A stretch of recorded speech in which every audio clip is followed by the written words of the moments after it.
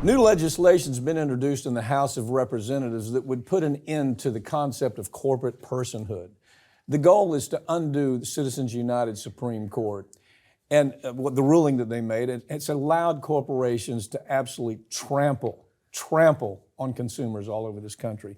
Pick it up. Yeah, what we have is Representative Jayapal, who has put forward the We the People amendment that says, to distill it down to its most basic point, we the people means we the human beings, not the corporations. Because the big cornerstone of Citizens United was the Supreme Court saying that corporations are people and money is free speech. By definition of the Constitution. Yeah. That's what the Supreme Court did, which was ridiculous. This fight's been going on corporate America since they came up with the notion of an LLC and a corporation. Has always been fighting to say, treat us like people. Well, if we're going to treat them like people, let's talk about what we should be doing with them. We ought to be throwing them in prison when they do things like HSBC. The story of HSBC, right? Yeah. They're washing money for terrorists. American soldiers are being killed with that money, with bombs that are in place. A corporation kills 150 people a day with opioids. Those people should be in prison. But the corporate answer is, well, now wait, not so fast. We want to be people, but you can't put a corporation in prison. No, you can. You find out who made the decision, you put them in handcuffs, and you put them in prison.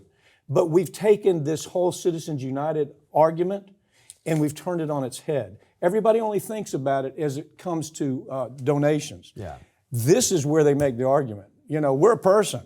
Well, if we're a person, by God, you need to go to prison for your conduct. Well, exactly. And that's why, honestly, as much as I do like this legislation, I think Jayapal should come out with basically the exact opposite legislation as well and say, listen, okay, if you won't vote House of Representatives, because we know they won't pass this, unfortunately, say, okay, if you don't want to make them not people, let's pass legislation saying they've got all the rights of American citizens. Basically trap them into voting for that because they won't pay attention. Mm-hmm. And then at that point, it does open them up for those kinds of prosecutions that need to happen. Because like you said, when you have companies that are out there killing people with cancer over the course of 30, 40, 50 years, killing 150 people a day, putting out other dangerous pharmaceuticals, somebody needs to go to jail. If any human being in this country killed 150 people a day, they're going to be prosecuted. I saw this for the first time as a very young lawyer. It was just, the argument was just really being propounded then. It was a case that was called Factor 8. Bayer Corporation had made a blood, it was for hemophiliacs. It was for hemophiliacs. It was made to stop bleeding. Well, the problem is they knew that their product was infected with HIV. They sold it on the American market until we got involved. We stopped the sale of it, got it off the market. They took that same stuff and sent it all over the world. People in Asia died of AIDS because of it, South America. Do you know how many people went to jail? One person, and that was a French citizen. Had nothing to do with all the decisions that were made in the United States by these corporate pigs. Not one of them went to prison. But their argument was, Judge, we're a corporation. How do you put a corporation in prison? All you do is you just follow the memos. Yeah. You follow the letters. You follow the conduct. You say, you look like the guy who won. You're going to prison. Because look at how many people they killed with that product. Sad story, but we see it again and again, and we hear the same argument again and again.